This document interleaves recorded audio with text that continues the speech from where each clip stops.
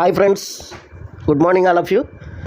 మనకి ఈ washing machine, రెఫ్రిజరేటరు, AC, అలాగే మనకి హోమ్ అప్లయన్సెస్, వీటిలో అన్నిటిలో మనకి ఇంపార్టెంట్గా తెలుసుకోవాల్సింది ఏంటి అంటే, ప్రతిదీ కూడా మీరు ఏదో యూట్యూబ్లు చూసి అవి చూసి ఇవి చూసి కొద్దిగా అంటే ఏదో మిడిమిడిగానో నేర్చుకోవడం వల్ల మీరు నష్టపోతారండి. ఫస్ట్ ఎందుకంటే కొన్ని ఇన్స్టిట్యూట్స్లో కూడా సరైన ప్రాక్టికల్స్ లేకపోవడం, సరైన అసలు చెప్పే వాళ్ళకే సరైన నాలెడ్జ్ అనేది ఉండకపోవడం, ఒకవేళ ఉన్నవాళ్ళు కూడా సరిగ్గా గైడ్ చేయకపోవడం, ఇలాంటివి జరగడం వల్ల ఏంటంటే స్టూడెంట్కి సరైన పరిజ్ఞానం అనేది రావడం లేదనమాట.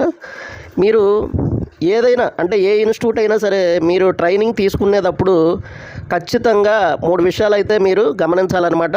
ఆ 3 విషయాలు ఏంటి అంటే, ఇది చాలా ఇబ్బందిగా ఉన్న మన డబ్బులు మనం కాపాడుకోవాలి, మన టైంను మనం కాపాడుకోవాలి. కాబట్టి ఈ 3 విషయాలు ఖచ్చితంగా మీరు ఏ ఇన్స్టిట్యూట్లో చేరినా ఆ ఇన్స్టిట్యూట్ ఫ్యాకల్టీ కానీ అలాగే ఆ మేనేజ్మెంట్ని కానీ మీరైతే అడగాల్సి ఉంటుందన్నమాట. ఆ 3 విషయాలు ఏంటంటే, ఫస్ట్ది ఏంటంటే, నాకు వర్క్ రాకపోతే నేను కట్టిన మనీ రిఫండ్ ఇచ్చేస్తారా అనేది ఫస్ట్ పాయింట్.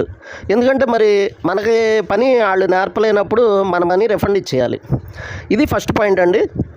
రెండో పాయింట్ ఏంటంటే, మనం ఆ ట్రైనింగ్ ఇన్స్టిట్యూట్లో జాయిన్ అయ్యేటప్పుడు కొత్త బ్యాచ్ అంటే ఇప్పుడు సపోజ్ మనం ఆగస్ట్ మంత్లో జాయిన్ అవుతున్నాం అంటే జూలై మంత్ బ్యాచ్ నెంబర్లు ఒక 4-5 నెంబర్లు తీసుకుని ఆ జూలై మంత్ బ్యాచ్ని మనమైతే అడగాలన్నమాట. ఎలా ఉంది ఏంటి అక్కడ ట్రైనింగ్, ప్రాక్టికల్స్ ఇవన్నీ కనుక్కోవాలి. ప్రతి ఒక్కరు కూడా కనుక్కోవాలండి.